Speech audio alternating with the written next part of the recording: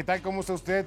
Buenas noches, bienvenido a Desde las Cámaras, el único programa de la televisión abierta mexicana que se ocupa exclusivamente de poner bajo la lupa el trabajo legislativo, lo que se hace en la Cámara de Diputados, la Cámara de Senadores, la Asamblea Legislativa de la Ciudad de México y los congresos locales. Adriana Sarur, ¿cómo estás? Buenas noches. Buenas noches, Néstor. Y ante la acción del PRI y del Partido Verde de donar su presupuesto 2018 para la reconstrucción, se esperaba lo mismo de los demás partidos, pero sus dirigentes están tomando cualquier medida menos a la que se comprometieron públicamente. El PAN, el PRD y Morena siguen aferrados al dinero público. Y es que ante la emergencia que viven miles de mexicanos afectados por los sismos, los dirigentes nacionales de estos partidos prefirieron sacrificar a sus colaboradores antes de rechazar su presupuesto para lo que resta del año. En el PAN de Ricardo Anaya, el recorte afectaría al 90% de la plantilla laboral que cobra por honorarios. Son cerca de 200 familias las que se quedarán sin ingreso. Esto le representa al partido un ahorro que apenas llega al 1,5 millones de pesos. Y hemos planteado la meta de reducir el gasto por honorarios en un 90% y también reducir a menos de la mitad el gasto de nómina. Por supuesto que es un esfuerzo doloroso, pero es la única manera de poder reducir los gastos del partido. Pero en sus propias filas esto es visto como una auténtica canallada. Y es que dicen que Ricardo Anaya está creando más damnificados para ayudar a los damnificados. Nos solidarizamos con esas familias que están a punto de perder su empleo, su fuente de ingreso.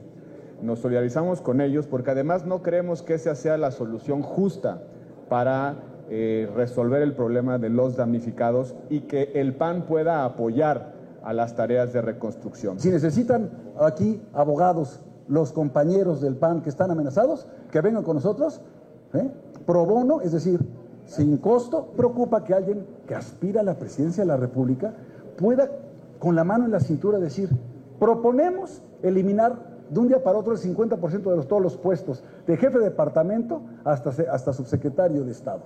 Y todos los contratos por honorarios también al 50%. Aquí se está mostrando desprecio, desconocimiento y ocurrencias, todo al amparo de la demagogia. Además existe el temor de que estos supuestos ahorros sean en realidad un movimiento ilegal de parte de Ricardo Anaya. Claro que trae una campaña abierta, eso es de lo que se trata, hombre. ¿No? ¿Qué le vamos a dar vueltas a este asunto de que si creemos o no creemos? Pues está clarísimo, lo ha hecho con toda apertura y claridad este tema, de manipular y de usar al partido para su propia candidatura y para sus propios beneficios. En el caso de Morena, su dirigente nacional no ha hablado de despidos, pero tampoco ha dicho nada acerca de rechazar los 95 millones de pesos que tiene a disposición para lo que resta del año. Y en el PRD 202 personas serán despedidas, con lo que Alejandra Barrales ahorrará 2.6 millones de pesos. Eso sí, sin meterse en problemas con el sindicato. Lo que tenemos reconocido al interior del PRD es una base de trabajadores sindicalizados con los que hay una serie de compromisos. Es con el esfuerzo, con el apoyo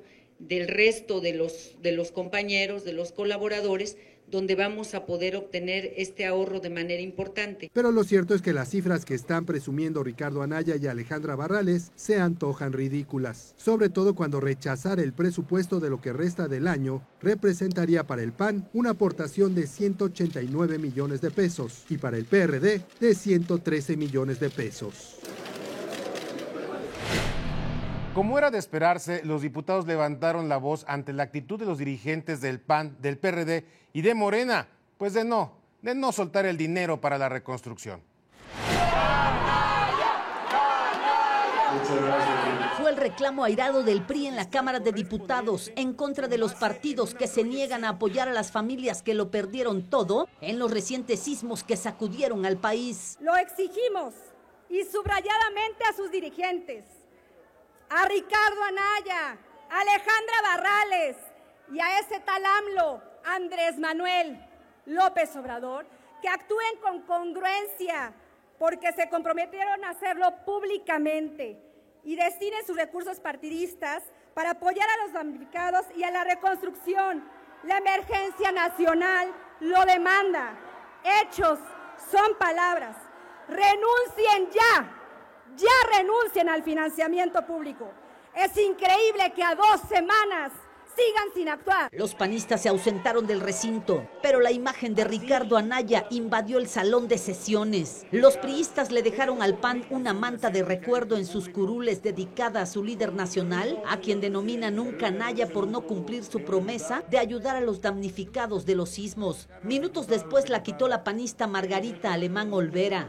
También el rostro de la presidenta del PRD, Alejandra Barrales, desfiló por San Lázaro. A decir del PRI, el que el PAN, PRD y Morena renunciaran al financiamiento de lo que resta de este año, la bolsa de ayuda a los damnificados sería mayor. Para este año, juntos superaríamos los 650 millones de pesos de ayuda y haríamos patente nuestra unidad ante la adversidad. Del lado de Morena, el PRI también les puso su manta, pero los morenistas no aguantaron y la quitaron. Diputadas, no pueden retirar ninguna expresión que no sea de ustedes. Diputadas, muy atentamente les solicito respetar la libertad de expresión de todos. Fue un toma y daca. El PRI fue por la revancha. Retiró los cartelones que durante meses colocó Morena. A ver, diputados, por favor. Mientras que las priistas Gloria Hernández y Paz Quiñones recuperaron la manta. O se quitan todas o se quedan todas. Decídanlo. Esa y las del líder del PAN volvieron a cobrar vida en el recinto. Hubo roces entre priistas y morenistas. En la batalla de las pancartas, también le entró la diputada de Morena, Norma Xóchitl Hernández Colín, hasta con el hijo colgando del brazo, que aguantó el sangoloteo. Si son tan amables, diputada Juraini. El reclamo a Ricardo Anaya para ayudar a la reconstrucción de las zonas afectadas se colgó hasta en el tripié de un camarógrafo. El conflicto llegó hasta la mesa directiva. Retira mesa.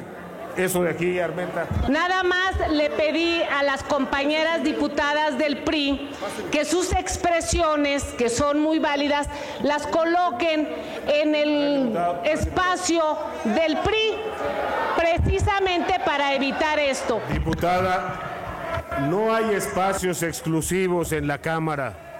Están violentando la sesión, lamentablemente. Que se retire. Están violentando la sesión de manera absolutamente injustificada. Se tuvo que decretar un receso, pero las protestas no cesaron. Poco después, la sesión continuó. Se reanuda la sesión. Los ánimos se calmaron y cada bancada tuvo sus pancartas en las curules. Pero del dinero para los damnificados en el PAN, PRD y Morena, nadie dijo nada. En otros temas, Néstor, las negociaciones del TLC se dificultan y la presidenta de la Comisión de Relaciones Exteriores, la senadora Marcela Guerra, nos habla del tema. Las reglas de origen va a ser el diablo de las negociaciones, de hecho ya lo está haciendo y sobre todo en materia automotriz, que es el interés específico de Estados Unidos para modificarlas en el porcentaje de manufactura de la cadena de valor agregado. Y es ahí donde nuestros negociadores mexicanos tienen que poner el mejor de sus talentos y la sapiencia para poner sobre la mesa los argumentos para la productividad y la competitividad de la región y no solo de Estados Unidos. La intención interna de Estados Unidos es no ver sobre la clase trabajadora mexicana, sino ver restar competitividad y eso es, vamos a decir, un argumento que no está bien, no está claro, porque finalmente nosotros nos regimos por las leyes mexicanas y esas son las que deben de imperar en una negociación del tratado. Estados Unidos tiene sus reglas, Canadá tiene las suyas y nosotros las nuestras. Entonces, obviamente que cada una de las leyes laborales, los derechos laborales de los trabajadores, pues es inherente a las leyes de cada país, no lo que Estados Unidos quiera imponer a México. Nunca nos va a convenir levantarnos de la mesa, siempre hay que seguir negociando, porque si te levantas de la mesa ya no hay argumentos para la negociación.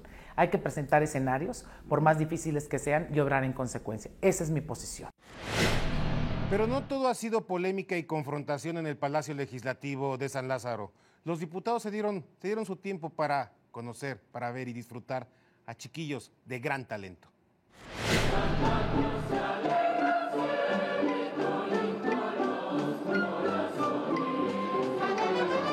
Agasajo musical el que dieron pequeños de las orquestas infantiles en la Cámara de Diputados.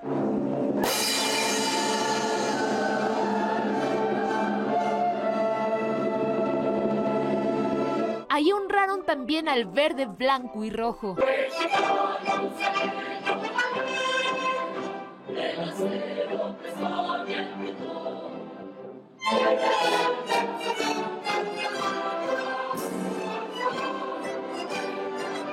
Una verdadera muestra que se ganó la admiración y que contagió a los políticos.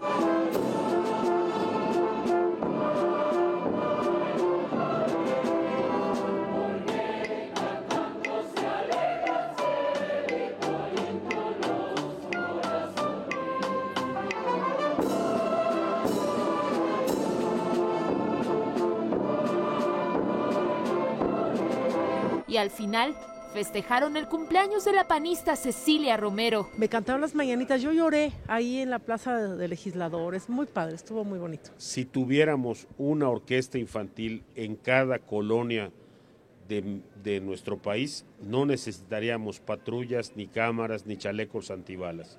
Creo que el ejemplo que nos dan estos niños es extraordinario y creo que de las cosas que debemos de considerar en el presupuesto está nuestro inmediato y restricto apoyo a estas actividades. De verdad que es conmovedor. Los pequeños músicos y coristas de las orquestas infantiles se llevaron las palmas en San Lázaro. Muchas felicidades. ¡Bravo, muchachos! Cuenten con el apoyo de sus diputados para que su orquesta siga ustedes creciendo y que más niños también sigan entrando. Néstor, lo hemos comentado en varios programas, la relevancia que tiene este programa social de las orquestas, la oportunidad que se le da a estos niños de tocar un instrumento, y está comprobado que un niño que toca un instrumento, que tiene acceso a la música, jamás va a tocar un arma para delinquir. Así es, sin duda, la sensibilidad que se fomenta, que se crea en un niño que toca un instrumento musical. Pero no solo eso, el compañerismo y el trabajo en equipo al integrarse en una orquesta hacen una gran, pero gran diferencia en lo que se refiere a su integración a la sociedad, al respeto a las personas y al respeto a su comunidad, Adriana. Se resolverían muchos temas de seguridad pública si todos los niños tuvieran acceso a la música. Lo dijo Jorge Carlos Ramírez Marín. Todo cambiaría en este país si en cada colonia, en cada delegación hubiera, cada municipio, una orquesta infantil en la que pudieran los chiquillos expresarse, promover valores e integrarse como un equipo y integrarse para darle a su sociedad. Néstor, y ahora vamos a la entrevista de nuestro compañero Víctor Sánchez Baños. Cuando la naturaleza castiga, no hace diferencias entre pobres o ricos, ni tampoco sobre su situación en el mapa. Por eso es importante que se generen estrategias en caso de desastre que beneficien absolutamente a todos. Y precisamente el diputado Santiago Taboada nos hablará sobre cómo apoyar y hacer justicia a los damnificados de los sismos del pasado septiembre. Mira, el planteamiento que hacemos es que ante la negativa de que la Ciudad de México pueda entrar al Fonden por este asunto que tiene que ver con la pobreza patrimonial, estamos haciendo un exhorto al Ejecutivo, en donde se replanteen estas características del fondo, porque nos parece injusto, inequitativo y discriminatorio, porque hubo afectados en todo el país. El sismo no respetó clase social. Tan afectados fueron en Oaxaca, en Morelos, como también en la Ciudad de México, en las zonas particularmente de clase media. Y esa restricción que ponen en el fondo impide que la clase media pueda acceder a este fondo de desastres naturales. Por eso lo que estamos pidiendo es que primero se elimine en este asunto de pobreza patrimonial. Este fondo de desastres tiene que ir dirigido a quienes fueron damnificados de un desastre natural como es un sismo. Y estamos pidiendo que así, quitando esta categoría de pobreza patrimonial, puedan acceder también dentro de la Ciudad de México las delegaciones con predominio de la clase media, como es Benito Juárez, como es Cuauhtémoc, como es Coyoacán, en donde por esa característica los están restringiendo del fondo. Y por otro lado, ampliar el monto, porque el fondo, uno de los lineamientos establece hasta 120,000 pesos. En la Ciudad de México, con eso no reconstruyes una vivienda. Estamos pidiendo por lo menos hasta 400,000 pesos por vivienda para poder iniciar el proceso de reconstrucción. Este proceso que estamos viviendo es un proceso que tenemos que hacerlo de manera coordinada con todas las autoridades, pero que haya una exclusión a la clase media, por este asunto que tiene que ver con la pobreza patrimonial. Mucha gente se ha tardado 20, 30, 40 años en constituir un patrimonio y en 40 segundos lo perdió todo. Nos parece, insisto, injusto que no se pueda contemplar a esta clase media que paga impuestos, a esta clase media que realmente participa y contribuye para crear más escuelas, para crear más hospitales, y que en esta situación de vulnerabilidad en la que se encuentran no puedan ser tomados en cuenta o sean excluidos simple y sencillamente porque no tienen pobreza patrimonial. Aunque el FONDEM no es el único medio para dar ayuda a muchos de los damnificados de los sismos de pasado septiembre, sí es una herramienta fundamental. Por eso es importante que se den también más recursos que se puedan canalizar a aquellas que fueron víctimas en la Ciudad de México tras los sismos. Pero, ¿cuánto es lo que se necesita? Por eso es importante que el Congreso tome decisiones firmes alrededor del apoyo a damnificados.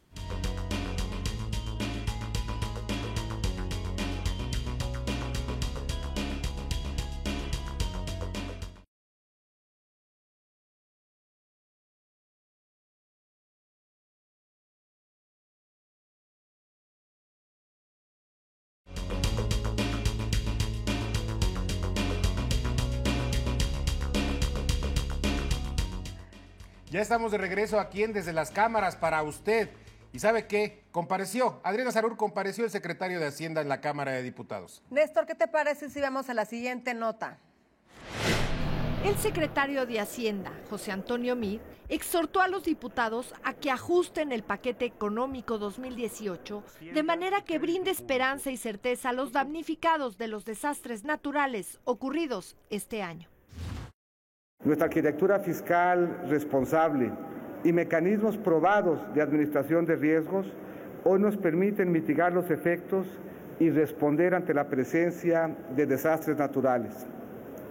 No será la primera vez que el análisis del paquete económico exija ajustes para complementar esos mecanismos con recursos presupuestales.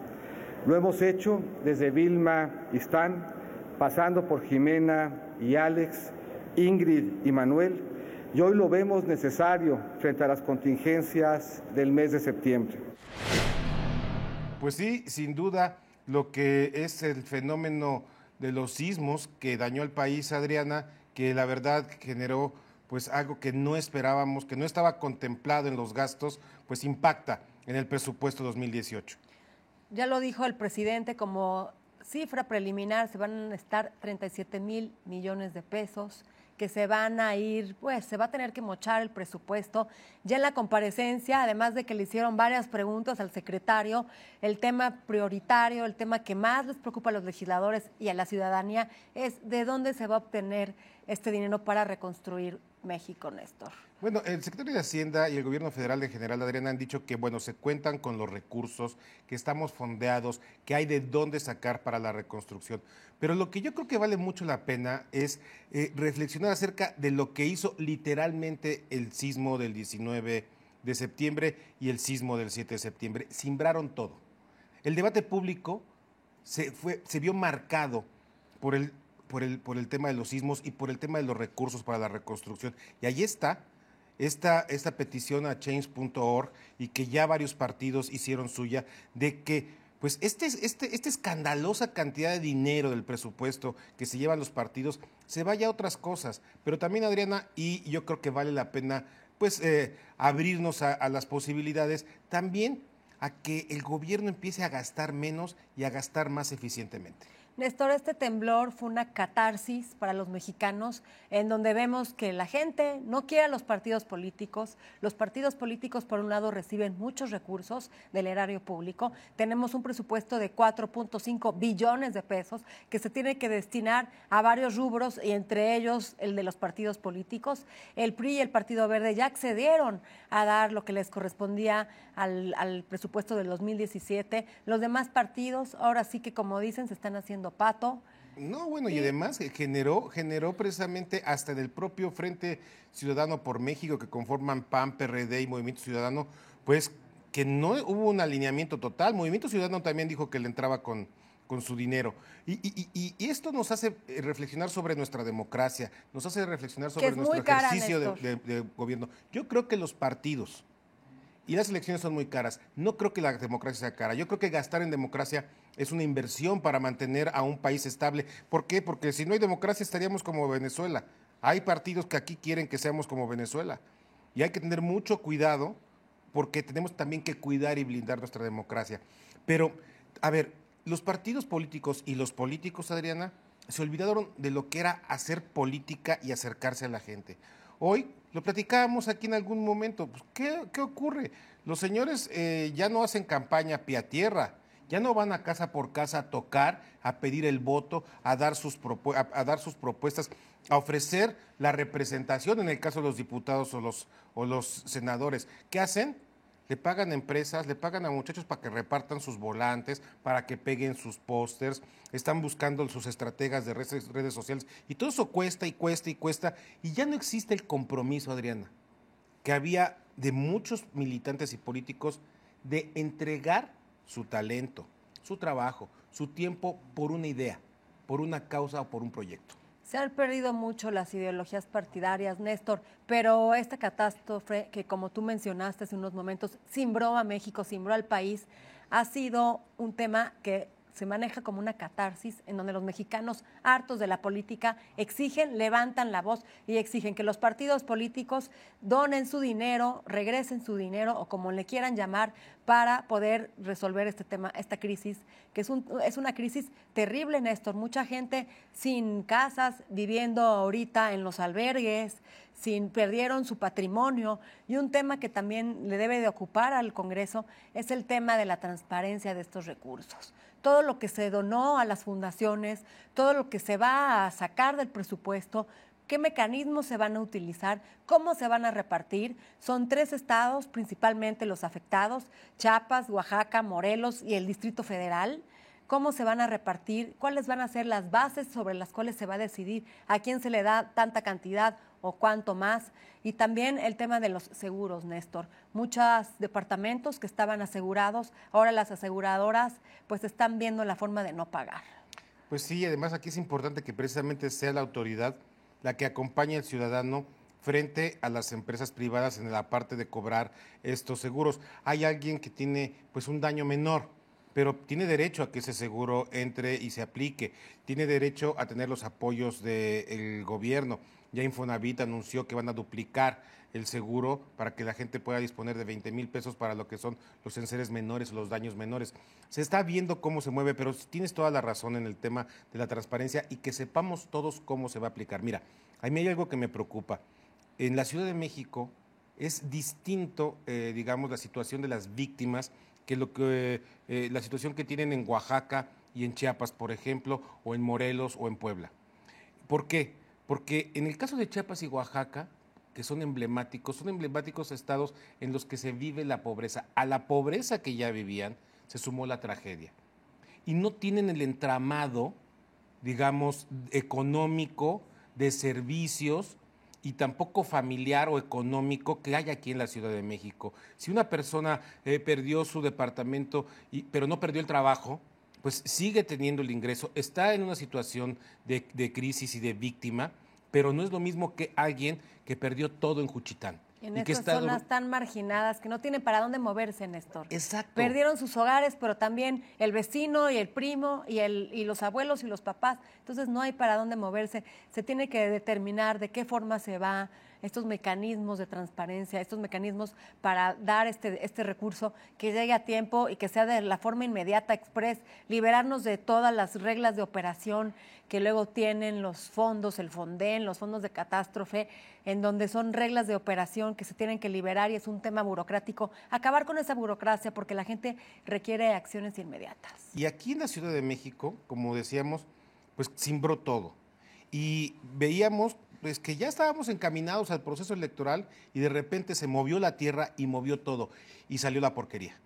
La corrupción, específicamente Benito Juárez y la delegación Cuauhtémoc, en la cual el monopolio que tenían René Bejarano y Dolores Padierna terminó cuando llegó Ricardo Monreal, pero todas las triquiñuelas que se hicieron durante 17, 20 años en la delegación Cuauhtémoc, ahí están y les tocan a ellos. Y precisamente que ya corrieron a refugiarse a Morena. No, pero además todo ahora le cae a Morena y le cae al PAN. Y van a cambiar las situaciones en términos políticos. Néstor, pues que den la cara, y no nada más den la cara, que resuelvan. Yo creo que de esta tragedia se pueden sacar cosas positivas. Esto cimbró al país, pero también nos unió. El eslogan Fuerza México hizo, como lo repito, una catarsis, y esto va a dar un cambio. Vamos a sacar lo estancado, vamos a sacar lo negativo de este país para hacerlo positivo y que esto nos mantenga unidos y exigirles a nuestros gobernantes transparencia en la asignación de estos recursos, Néstor. Así como ocurrió en 1985. 1985 el temblor cimbró a México y lo cambió y le dio paso a la nueva democracia que vivimos y que tenemos que arreglar, componer, modernizar y hacer más transparente. Vamos para adelante entonces, Néstor. Se acabó el tiempo, nos vemos próximo jueves a las 10:30 de la noche en el único programa que pone bajo la lupa lo que hacen los diputados, los senadores y los congresos locales. Buenas noches. Buenas noches.